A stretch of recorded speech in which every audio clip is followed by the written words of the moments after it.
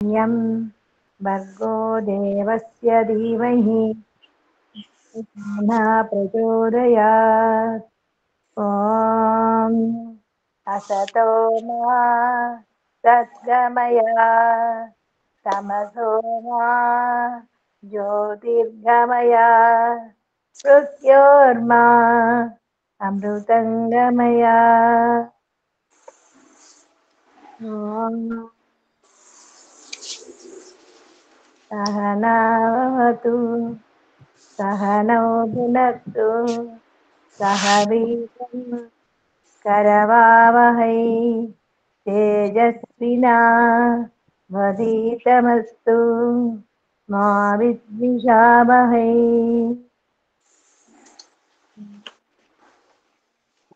ఓం శాంతి శాంతి. నమస్తే మాతాజీ, అందరికీ నమస్తే. నమస్తే. నిన్న మనం ఒక సూత్రాన్ని వివరించుకున్నాము. ఏ సూత్రం అది? క్లేశమూల కర్మాశయో దృష్టాదృష్ట జన్మ వేదనీయ. నిన్నటి సూత్రం ఏంటి? క్లేశమూల కర్మాశయ. కర్మాశయమునకు మూలము క్లేశములే. అయితే ఆ కర్మాశయము రెండు రకాలు. ఒకటి మనం విద్య ద్వారా తయారు చేసుకుంటాము, రెండవది అవిద్య ద్వారా నిర్మాణం చేసుకుంటాం. ఎప్పుడైతే మనం పుణ్యకర్మల ద్వారా కర్మాశయం తయారు చేసుకుంటామో అది జ్ఞానవంతమైన కర్మలు చేస్తాం. బుద్ధిపూర్వకమైన కర్మలు చేసినప్పుడు అది పుణ్యదాయక కర్మాశయం అవుతుంది. ఎప్పుడైతే మనం ఈ జన్మలో చాలా గొప్ప కర్మలు చేసాం, అవి ఎంతటి ఐశ్వర్యాన్ని ప్రసాదించే కర్మలు అంటే, మీకు స్థూలముగా చెప్తాను, శరీరపు రంగు కూడా కర్మఫలమే. అంటే మంచి సువర్ణపు రంగు. రామాయణములో హనుమంతుని యొక్క దేహమును రాముడు చక్కగా వర్ణిస్తాడు. అతని భుజములు గాని, అతని యొక్క ముఖ వర్చస్సు గాని, కర్ణములు గాని, రాముడు ఏమంటాడంటే ఆ కర్ణములకు సువర్ణము యొక్క కమండలాలను ధరించిన వ్యర్థమే. అంటే అంత అందంగా ఉన్నాయంట హనుమంతుని యొక్క చెవులు. ఆ పదాలని ఉచ్చరించేటప్పుడు హనుమంతుని యొక్క ఏదైతే ఈ ఓష్ఠ కదలికలు ఉంటాయో,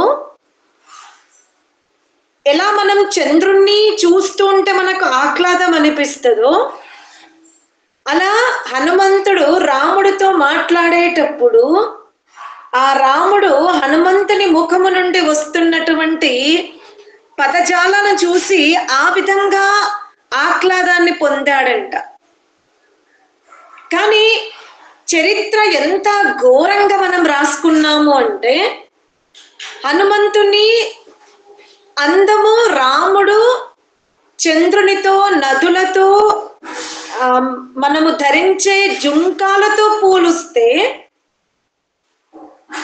చరిత్రలో మాత్రం హనుమంతుణ్ణి కోతితో, కోతి ముఖముతో సమానంగా చేశారు. అంటే ఎవరైతే రాముణ్ణి దేవుడిగా భావిస్తారో, సృష్టికర్త అయినటువంటి ఉపాసన స్థానములో రాముడి యొక్క మూర్తులను పెట్టి ఆరాధించే భక్తులు కూడా ఆ హనుమంతునికి మందిరాలు కట్టించుకున్న భక్తులు కూడా అతని ముఖవర్చస్సుని శాస్త్రంలో ఉన్నట్టుగా సమాజానికి ఇవ్వలే. ఇక్కడ రూపరేఖలు, మంచి దట్టమైన దృఢమైన శరీరము, మేధాశక్తి అద్భుతంగా ఉండడం, సంకల్ప శక్తి ఏది సంకల్పించుకుంటది పూర్తవ్వడం, యోజనాబద్ధమైన జీవనం, ఇవన్నీ కూడా పుణ్యకర్మల యొక్క ఐశ్వర్య రూప ఫలాలే. మనం ఇక్కడ నియమితముగా అగ్నిహోత్రం చేస్తున్నాము, మనసా వాచా కర్మన అత్యంత పవిత్రముగా జీవిస్తున్నాము. మన దగ్గర ఉన్నటువంటి ధనమును జ్ఞాన ప్రాప్తి కొరకు, అవిద్య తొలగుట కొరకు మనం ఏదైతే సహాయం చేస్తున్నామో సమాజానికి, ఈ వీటి యొక్క పుణ్య ఫలములు ప్రస్తుత దేహముతో అనుభవించడానికి వీలు లేదు. ఈ దేహము కర్మాశయము ద్వారా లభించింది. పూర్వజన్మలో మనం ఇంతటి పుణ్యకర్మలు చెయ్యలే, సామాన్య పుణ్యకర్మలు చేసుకొని మానవ జన్మకు వచ్చాం.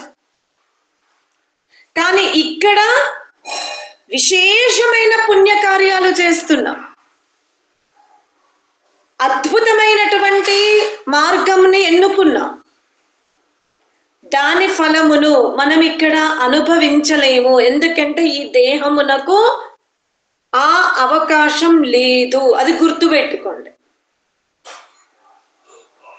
అటులనే పూర్వజన్మ కర్మాశయము నుండి వర్తమాన మానవ దేహంలోకి వచ్చాం. ధనైశ్వర్యాలతో జన్మించాం. మీరిక్కడ ఈ పతంజలి వ్యాస భాష్యములో ఈ సూత్రాన్ని తీసుకుంటే, నాహుష్ నందీశ్వరులు వీళ్ళిద్దరి పేర్లు ఈ సూత్రమున వర్ణిస్తాడు. నందీశ్వరుడు ఒక సామాన్య స్థితి నుండి తీవ్ర యోగాభ్యాసము చేసి, తీవ్ర సాధన చేసి తన అజ్ఞానమును తొలగించుకున్నాడంట. నందీశ్వరుడు అభ్యాస వైరాగ్య సిద్ధిని చాలా గొప్పగా మార్చుకొని అవిద్యను తొలగించుకున్నాడు. ఇక నాహుష్ ఉంటాడు. అతను ఒక గొప్ప రాజు, మంచి స్థాయిలో జన్మించాడు, మంచి స్థాయికి వచ్చాడు యవ్వనం వరకు. నాహుషుడు శరీరముతో ఒక రాజకుమారుడుగా జన్మించి యవ్వనములో మంచి స్థాయికి వచ్చాడు. కానీ వ్యసనపరుడై ఎంత పతనమైపోయాడు అంటే, అతనిని చూసినప్పుడు, మీరు ఒక సినిమాలో విశ్రాంతి అంటాం కదా, మొదటి పార్ట్ సెకండ్ పార్ట్, ముందు కర్మాశయానుకూలముగా గొప్ప జీవితాన్ని అనుభవించిన ఆ నాహుషుడు వర్తమానములో చేసిన వ్యసనపూరిత జీవితము వలన పతనం వైపు వెళ్ళిపోయాడు. నందీశ్వరుడు తీవ్ర యోగాభ్యాసము చేసి అవిద్యను తొలగించుకొని మంచి స్థాయికి వెళ్ళాడు. అంటే మనమందరము కూడా వర్తమానములో మనస్సుతో చేసిన పుణ్యకర్మను కానీ, మనస్సుతో చేసిన అపుణ్యకర్మను కానీ కర్మాశయములోకే మార్చుకుంటాము. వాక్కుతో చేసిన పుణ్యప్రద మాటలు కానీ, అపుణ్యప్రద మాటలు కానీ కర్మాశయంలోకే వెళ్ళిపోతవి. ఎందుకు అని మనకు ప్రశ్న రావచ్చు. ఇప్పుడు వాక్కుతో దూషితమైన, అపభ్రంశమైన శబ్దాలని మనం ఉచ్చరించాం ఇతరులకు. ఇప్పుడు వాక్కుతో అనుభవించి, అంటే వాక్కుతో చేసిన దోషమును మనము అటువంటి శరీరమునే పొందాలి. కానీ ప్రస్తుతం వర్తమాన దేహములో ఉన్నాం. వర్తమాన దేహములో వాక్కు ద్వారా దూషిత వ్యవహారం చేశాం. అందుకని వెంటనే వెంటనే వెంటనే జన్మలు లభించవు. అది గుర్తుపెట్టుకోండి. ముఖ్యంగా మానవ జన్మ వెంటనే మారదు. అదే క్రిమి కీటకాది యోనులున్నాయి, అవి వెంట రోజుల్లో ఆ శరీరం తొలగిపోతుంది. మానవ జన్మ ఒక్క కర్మతో వచ్చింది కాదు,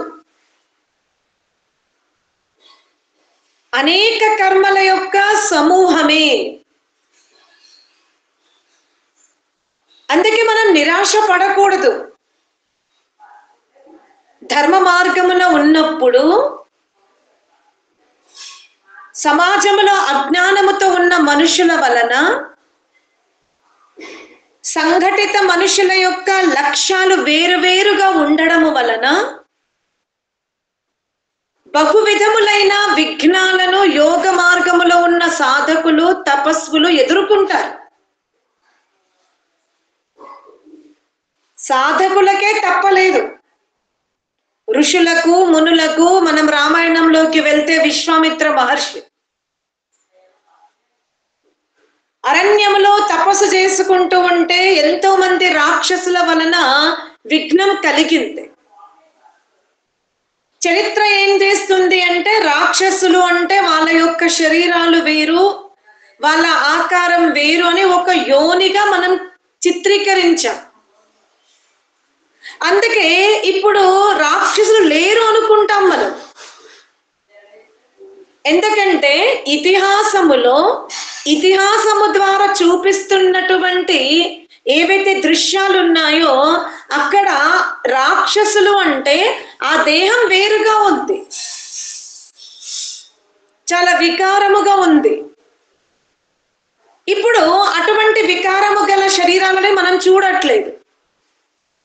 అందుకే ఏమనుకుంటాము, మనం ఉన్నటువంటి సమాజంలో రాక్షసులు లేరు అనుకుంటాం.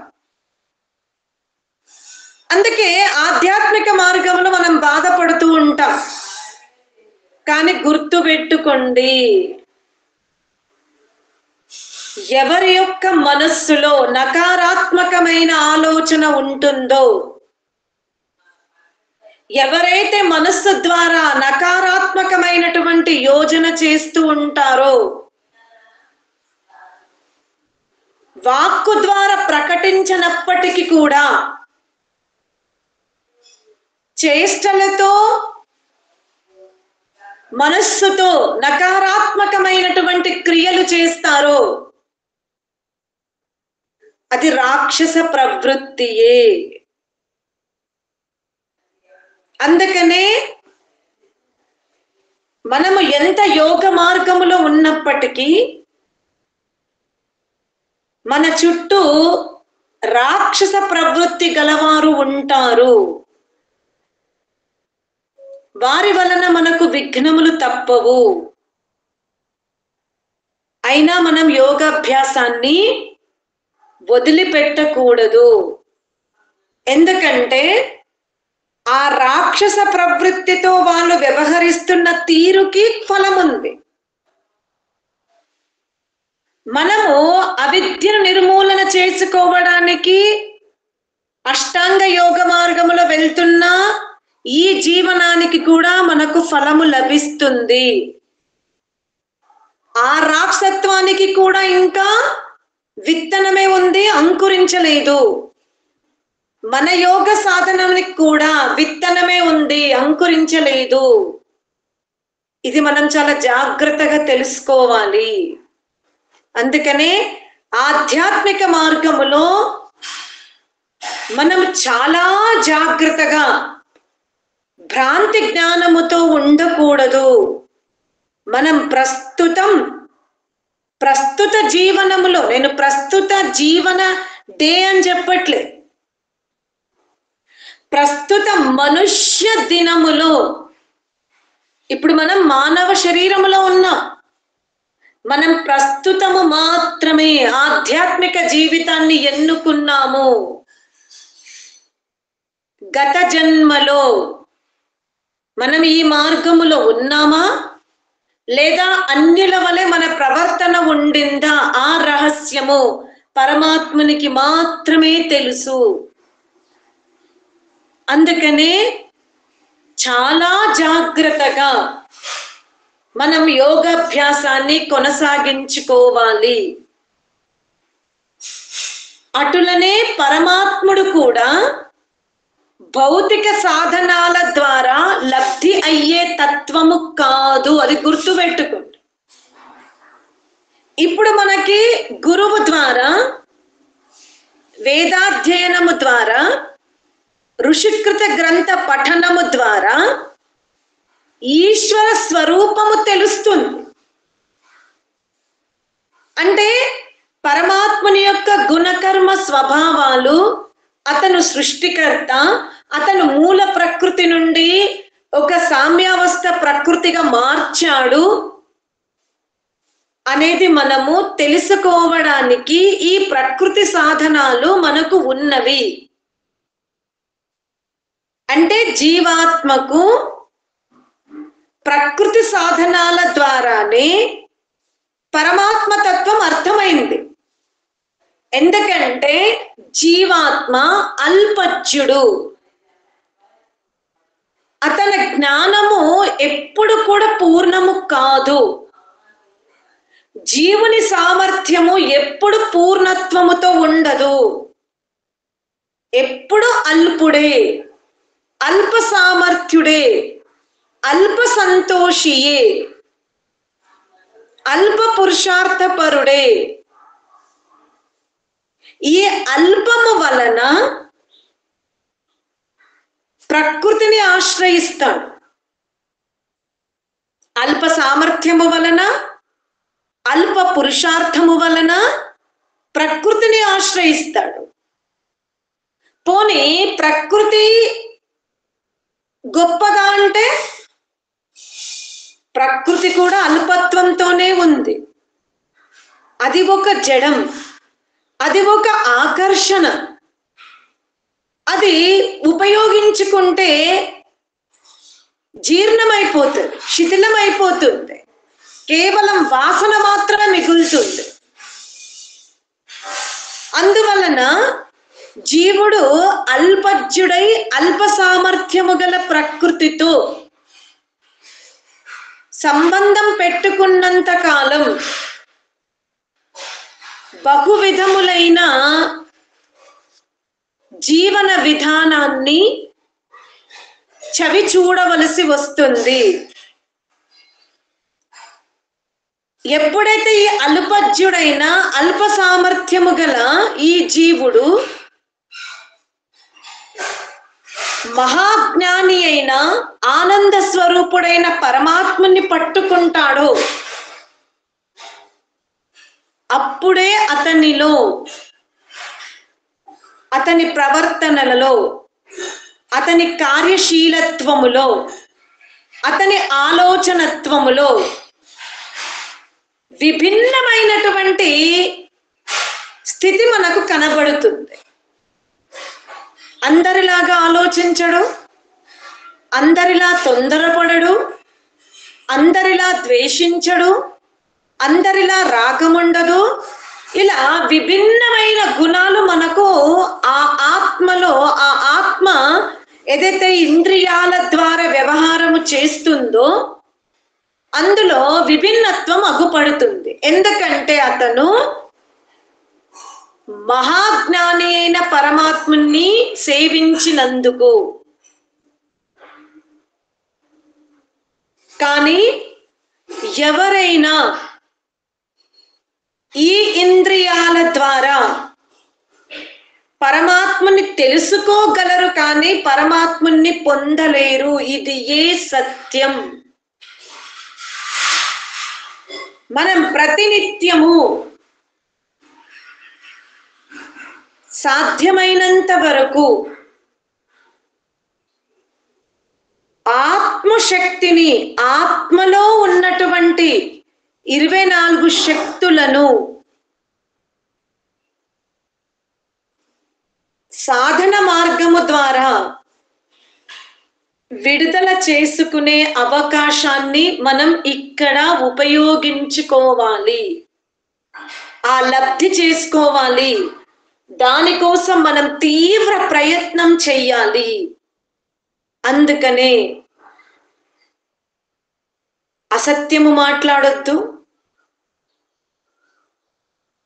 ఎవరితో మనకు వైరం వద్దు, ఎవరి పట్ల మనకు రాగము వద్దు.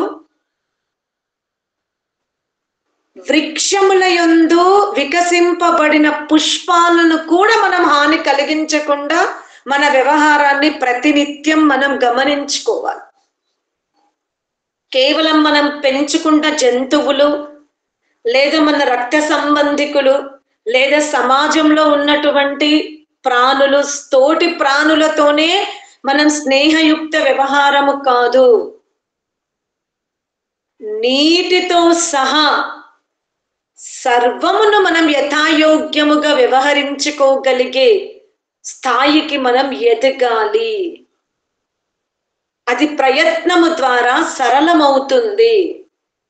ఎందుకంటే మనం జన్మ జన్మాంతరాల నుండి అవిద్యతో యాత్ర చేస్తున్నాం. అక్కడ విద్య కూడా ఉంది, అవిద్య కూడా ఉంది. కానీ అవిద్య పైన ఉంది, విద్య సుషుప్తి అవస్థలో ఉండింది. ఇప్పుడు మానవ జన్మలో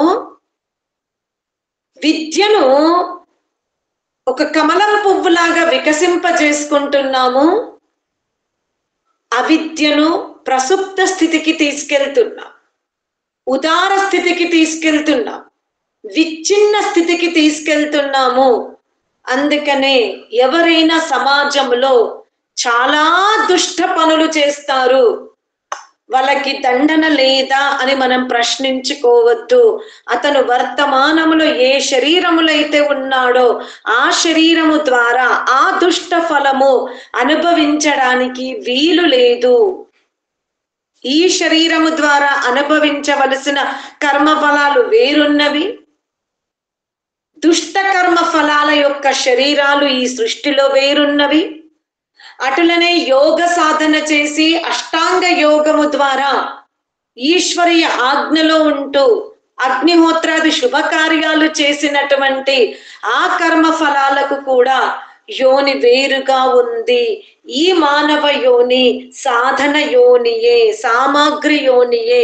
పశు యోనిలోకి పోవాలన్నా, ఊర్ధ్వగతి వైపు పోవాలన్నా, ఎలా ఒక వస్త్రాన్ని 2 ముక్కలు చెయ్యాలి అంటే, విడదీయాలి అంటే కత్తెర ఎలా ఉందో మాధ్యమికముగా, అటులనే మనం అధః క్రిందికి వెళ్ళాలన్నా, ఊర్ధ్వం లేక పైకి వెళ్ళాలన్నా ఈ మానవ దేహము కూడా మనని దుష్టత్వము నుండి విడదీస్తుంది, శ్రేష్టత్వం వైపు సంయోగం చేస్తుంది. ఇది ఇప్పుడు మనం జీవితములో మనం ఎన్నుకున్నటువంటి మార్గం. సమాజంలో ఉన్నటువంటి అది ఒక్కొక్కసారి మనం ఒక తల్లి గర్భము నుండే వచ్చాం. రామాయణంలో రాముడు, లక్ష్మణుడు, భరతుడు, శత్రుఘ్నుడు, ఆ నలుగురు యొక్క జీవన విధానము ఒకే లక్ష్యం ఉంది. అందుకనే అక్కడ మనకి ధర్మాచరణ కనబడుతుంది. అదే సమయంలో మీరు వాలి సుగ్రీవులను తీసుకోండి. రామాయణ సమకాలీన సమయములో దశరథ పుత్రులైన 4 పుత్రులు ధర్మాచరణతో ఉన్నారు. అందుకే ఆ దశరథ మహారాజు యొక్క వంశ యొక్క ప్రగతి కావ్య రూపంలో రచింపబడి ఉంది.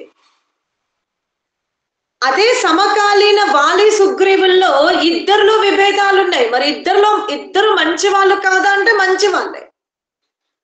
వాలి కూడా తన ప్రజల్ని చాలా బాగా చూసుకున్నాడు, సుగ్రీవుడు కూడా బాగా చూసుకున్నాడు. కానీ ఆ ఇద్దరిలో భ్రాంతి జ్ఞానం ఉంది, ఆ ఇద్దరిలో వైరభావన ఉంది. వాళ్ళకి ప్రజల పట్ల లేదు. వాళ్ళు ప్రజలని చాలా బాగా చూసుకున్నారు. కానీ వాలి సుగ్రీవులు ఒకప్పుడు యుద్ధానికి వెళ్ళేటప్పుడు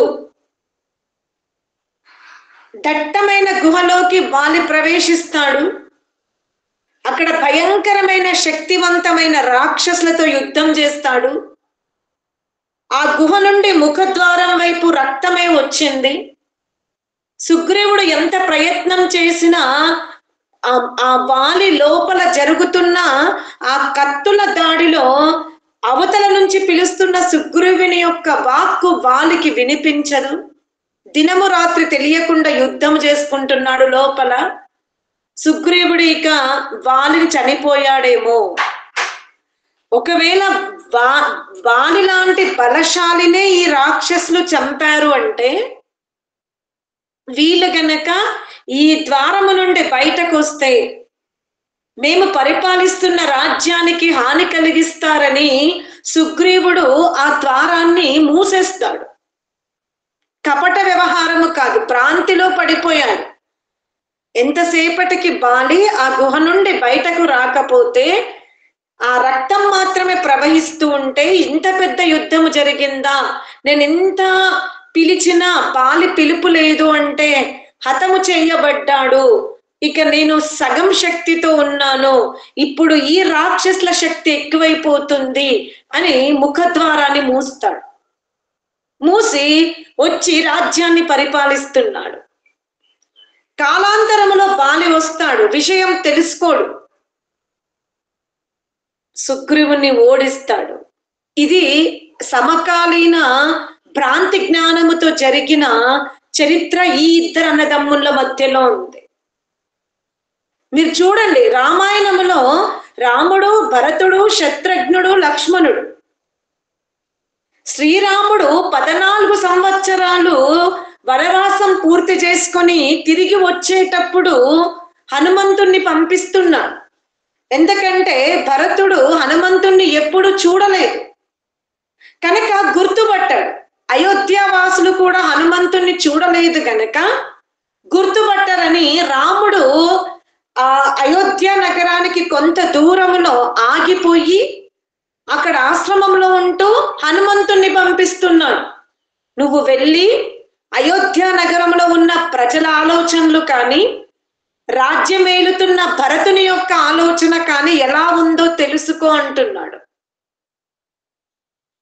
అసలు హనుమంతుడు ఆ 14 సంవత్సరాలు పూర్తవుతున్న సందర్భంలో ఆ నగర వాసుల యొక్క ఉత్సాహాన్ని, రాముడి రాక కోసం ఆ నగరమంతా శోభాయమానముగా అలంకరింపబడుతున్నటువంటి మనుష్యుల యొక్క ఉత్సాహాన్ని చూసి ఇక భరతుని దగ్గరికి వెళ్ళినప్పుడు తను ఎవరు, తను గూఢాచారిగా వచ్చాను అంటే రాముడు సేవకుడుగా వచ్చిన హనుమంతుడు కూడా భరతుని యొక్క చరిత్ర ముందు, భరతుని యొక్క ఆలోచన ముందు తన గూఢాచారత్వాన్ని విప్పేస్తాడు. నేనెవరో, ఎందుకు వచ్చాను అని.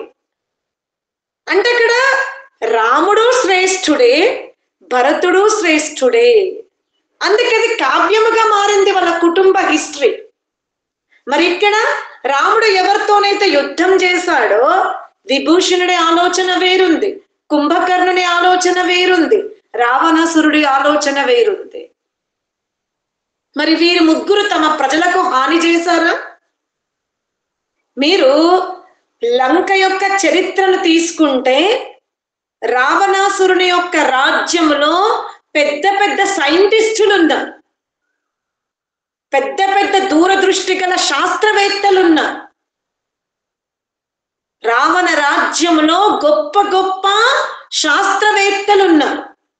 అది భూగోళానికి సంబంధించింది, ఆయుధాలకు సంబంధించింది, సూర్యకాంతికి సంబంధించిన, గ్రహ ఉపగ్రహాలకు సంబంధించిన అన్వేషకర్తలు రావణుడు పోషిస్తూ ఉన్నాడు. మరి రాముడి దగ్గర ఏముంది అంటే ఆచరణనే ఉంది. ఎందుకంటే 14 సంవత్సరాలు అతను వనవాసంలో ఉన్నాడు. మరి ఎందుకు అంటే ఇక్కడ భరతుని యొక్క హృదయము రాముడు పట్ల మారలే. ధర్మం పట్ల మారలేదు. కానీ అక్కడ విభీషణుడు రాముడి యొక్క రాజ్యములో ఎంత ధనం ఉన్నప్పటికీ, ఎంత సువర్ణాదులు ఉన్నప్పటికీ, ఎంత కీర్తివంతముగా రావణాసురు తన రాజ్యాన్ని పరిపాలిస్తున్నప్పటికీ కూడా అతనిలో రాగము చూశాడు, ద్వేషము చూశాడు, అభినివేశము చూశాడు. అందుకే వ్యత్యాసం. మనము చరిత్రని, ఇతిహాసాన్ని మన ఆధ్యాత్మిక ప్రవృత్తిలో ఒక జాగరూకత కోసం చదువుకోవాలి. కానీ కొబ్బరికాయలు కొట్టి రాముణ్ణి తిట్టడం, రాముణ్ణి పొగడడం కాదు. ఈరోజు మన కుటుంబంలో కూడా కొన్ని విషయాల్లో కొందరు శ్రేష్ఠులుగా ఉన్నారు, కొన్ని విషయాలలో కొందరు శ్రేష్ఠులుగా ఉన్నారు. కాబట్టే మన చరిత్ర సమాజంలో ఆదర్శంగా ఉండదు. ఇక్కడ మనం జన్మ వేదనీయాహ, దుష్ట కర్మల యొక్క ఫలమును వర్తమాన దేహము ద్వారా అనుభవించడానికి వీలు లేదు. ఇది కేవలం శ్రేష్ఠ మార్గాన్ని ఎన్నుకోవడానికి, క్రింది స్థాయి మార్గాన్ని ఎన్నుకోవడానికి, మధ్యమ స్థాయి మార్గాన్ని ఎన్నుకోవడానికి లభించిన సాధన మాత్రమే జీవునకు పరమాత్ముడు ప్రసాదించిన మానవ దేహం. ఈ మానవ దేహములో జీవ స్వాతంత్రము ఎంత ఎక్కువ ఉంది అంటే జీవునకు మరణ పర్యంతము కూడా పరమాత్ముడు ఇక ఆపు, ధనం వెనుక పరిగెత్తకు,